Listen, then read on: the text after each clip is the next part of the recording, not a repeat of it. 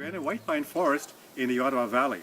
So let's take a look at some of the tree adaptations and see how they might be affected to either resist disturbances or respond to disturbances that might occur in these forests, and how we can use this information to control forest activity. So right behind me over here is a large white pine tree. This tree is about 120 years old, and you can see it's a tall tree, it's a big tree, and when you look up, the crown is way up above the ground. It also has thick bark, and its roots, so we can't see them, they go down deep into the ground, into the sandy soil, and anchor the tree quite well. So this tree would survive fire disturbances, moderate fire disturbances quite well.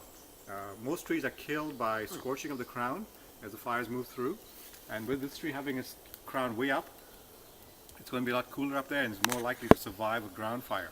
While a tree like a balsam fir or spruce that we see here, let's take a look at this balsam fir here. This balsam fir is quite low to the ground, smaller tree, bark is quite thin, and its foliage is close to the ground, so it's more likely to get killed. We know with ground fires that these large trees that have crowns way above the ground, have thick bark and are well anchored, are more likely to survive. So we retain them in forestry operations. Rather than removing them, we retain them because these become the seed source for the new crop.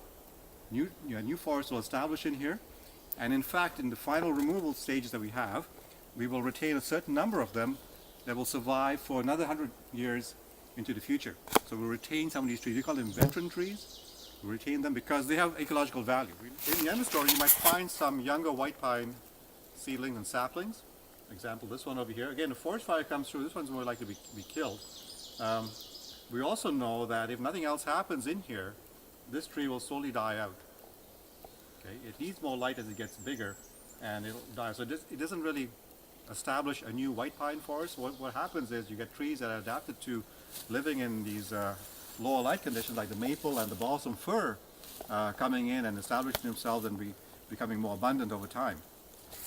What we do know is that surface fires, these are moderate intensity fires, come through here and remove the understory, killing smaller trees and allowing new regeneration to establish in here.